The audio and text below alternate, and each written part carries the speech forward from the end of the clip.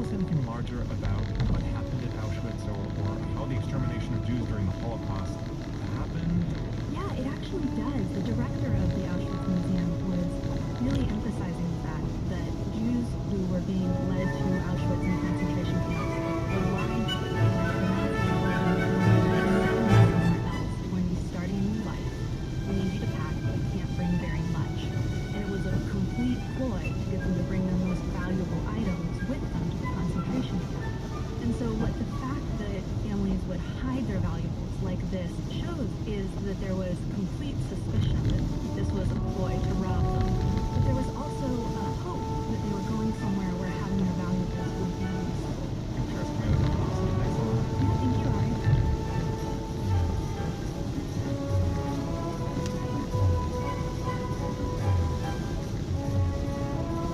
People in India know the Sundarbans as a beautiful and dangerous patchwork of mangrove islands. Now this watery landscape is getting international attention for a different reason. Some of these islands are disappearing, swallowed up by rising tides. Tens of thousands of people who live in the Sundarbans have lost their homes. For our last story in this series on development and climate change in India, we went to meet some of those people. We're walking down this little road to the boat launch, and people are selling fish that they've just pulled out of the river, sweets that they've just dried up, vegetables that they've grown in their own gardens. Little kids are dropping baited hooks over the side of the jetty. There are people bathing in the water and people digging in the mud, maybe for fish or crabs or something.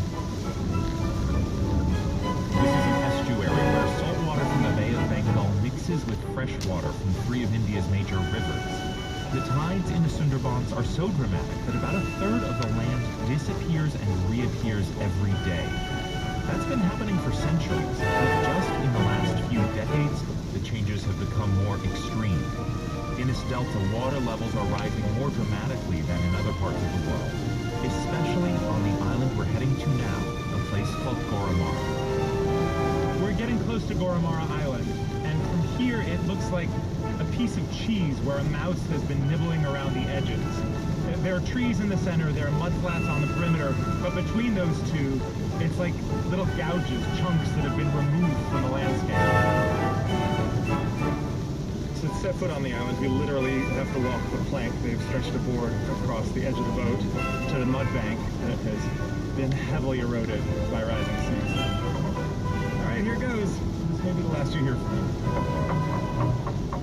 This island used to be home to 40,000 people. Today, just over 3,000 people live here. The first one we meet is 45-year-old Rubil Saha. He lives in a mud hut with his 2 children. Only a crumbling dirt embankment separates his house from the water. Every year my house gets inundated. Water from the river comes in and it breaks the house. I rebuild it and it's again destroyed. He shows us where the walls of his house are cracked and eroded.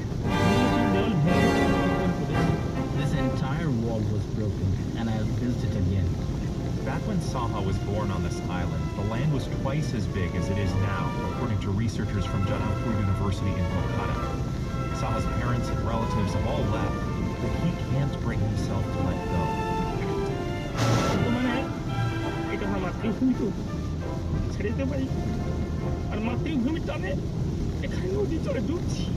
This is my motherland, so I can't abandon it. And the pull of the motherland roots me here. I'm drowning in the river water, but I can't leave. Down the path, a boy named Sheikh Feroz comes out of his hut to greet us. He says he's 15, but looks younger. He has a cocky swagger and a matter-of-fact attitude about life.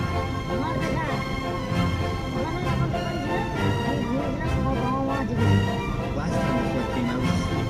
My parents woke me up and ran to the government school to take shelter. When we came back, the house was washed away. What did you think when you came back and saw there was no house?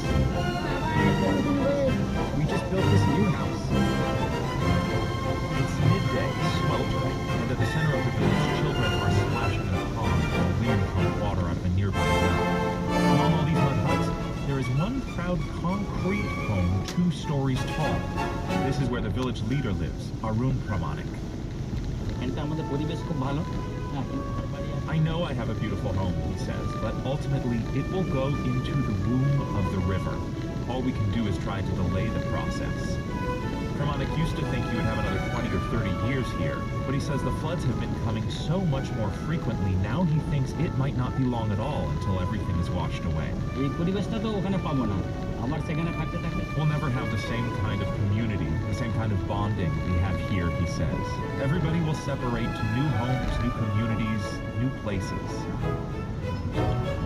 One of those new places is nearby Shagar Island.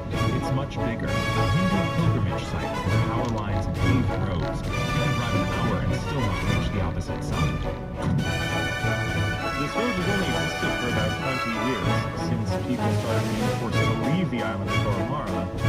This is where the government resettled them. The first man we meet is Ratan Mayati. He moved here 15 years ago with his 2 kids. I had no other option, he says. The river was taking away our homes. He pieces together work pulling a cart and doing other odd jobs. He's never heard of melting polar ice caps or climate change. He is unaware that sea levels are rising around the world. All he knows is that his river here in the eastern corner of India started devouring houses. The river was angry, he says. It took away so many things. It took people's lives, children were swallowed. My home was gone. That's why I had to leave. We were scared. His new home is far inland. He can't go fishing anymore, but he feels safer than he used to. I ask Ratan Mayati if he is angry at the river. Sure, I'm angry, he says, but what's the point? You can't defeat the water.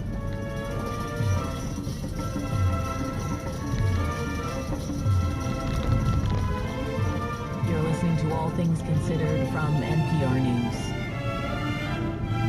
Support for NPR comes from NPR member stations and from Viking River Cruises, sailing through the heart of cities in Europe, Russia, and Asia. Viking River Cruises, exploring the world in comfort. Learn more at vrc.com. From Cancer Treatment Centers of America, where nutritional therapy is part of every patient's treatment plan to help